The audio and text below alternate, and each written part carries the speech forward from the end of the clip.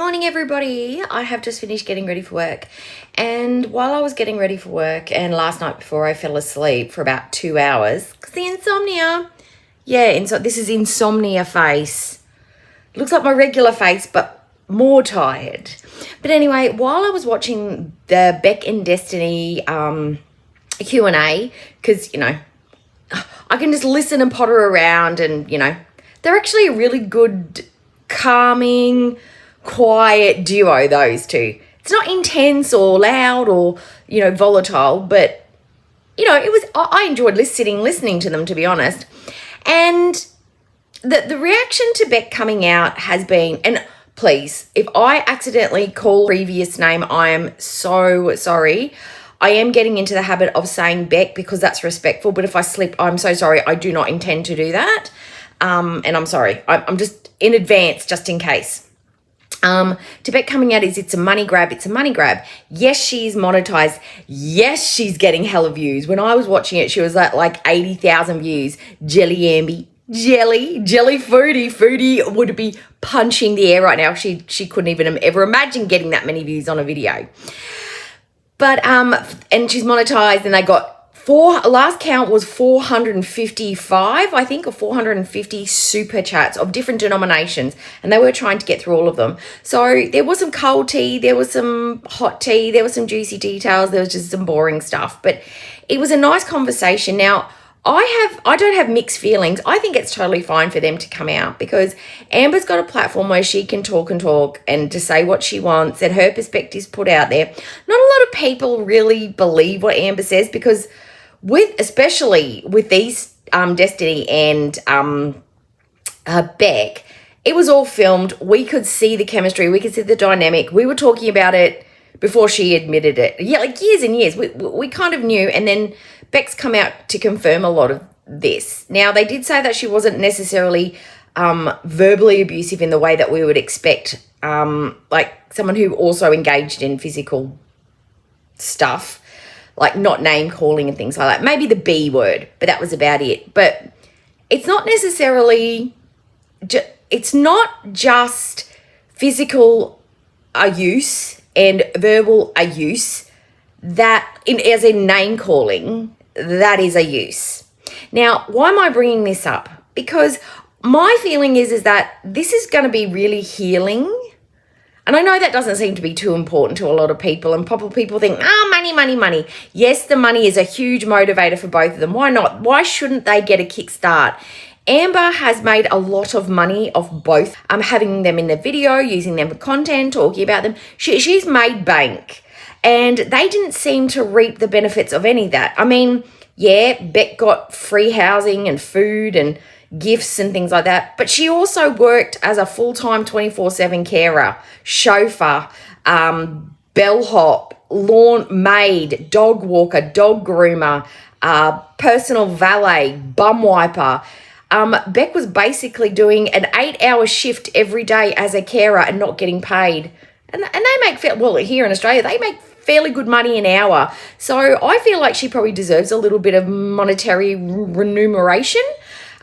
Is she getting hella lots for the couple of streams? I hope so. I hope it's enough to set her up for maybe with a little house, a little unit, a little nest egg, an emergency fund, something good. And she is actually going to be splitting it with Destiny, which is fantastic. I don't know if the monetization is going to be split, but they are splitting the super chats. Now, back to what I was saying, healing for both of them. As somebody who's been potentially traumatized, I don't know how deep the trauma goes because Beck did have her own mental health stuff going on, but it looks like out of the chaos that is Amber and having to be solely and wholly focused on Amber 24/7 all the time, as narcissists expect you to be, she's had time to sit back, find somebody, and she seems rounded, centered, not emotional, calm, whilst talking about all of this stuff that could be potentially triggering.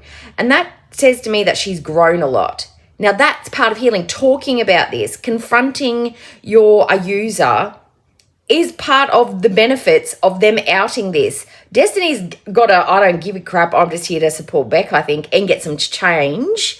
But I think for Beck, this is definitely something that's going to make her feel resolved, not closure, but she'll never regret not coming out and saying something in her own defense and standing up for herself, standing on her own 2 feet and putting her 2 cents in. Because sometimes when you don't say something, you can probably go, I wish I'd said something at the time, but the opportunity had passed. She's grabbing the opportunity, and Amber's struggling and suffering. And I take issue with Chantal, aka Foodie Beauty, who's mysteriously missing. Wonder where she could be. Having issue with her coming out to say it because she's like, oh, it's just for money, just for money. Well, you monetized your abuse. That doesn't mean that Beck is taking advantage of the abuse just for a money grab. As a former self-proclaimed abuse victim, you would understand how effective speaking out about the abuse is, how empowering it can be, not accusatory, but empowering to get your truth and your version out there. It's also a great way to get rid of the boogeyman that the abuser seems to sometimes be. They're like this big, overwhelming, dark shadow that always sort of follows you around until you get the chance to stand up and say, no, piss off. You don't control me. You can't hurt me anymore. I have my own power. I can use my own words. I can say what I want without worrying about retribution from you. You can't do anything to me anymore. You are powerless. Now, narcs don't like this.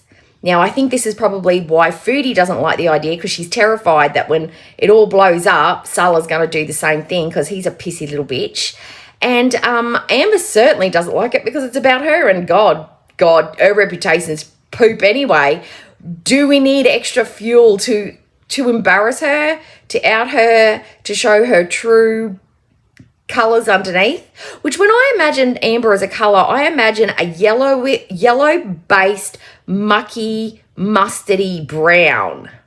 You know, like baby poo, but more taupe. That's what I imagine her colour is. And what's Foodie?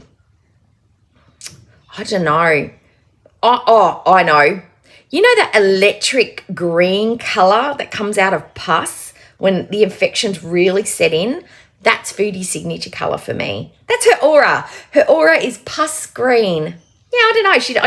For me, she's synonymous with infection. But anyway, these are my thoughts on why Beck has come out. Foodie's clearly on a visa run. I mean, let's be real.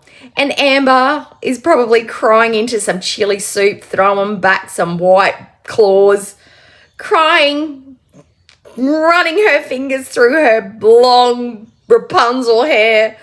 So why don't they like me? My leggy legs. I don't know what she's saying, but she's definitely preening her hair because that's, that's her best feature apparently. But anyway, these are just my thoughts. What do you think about all this? And I will talk to you guys in the very next video. Bye.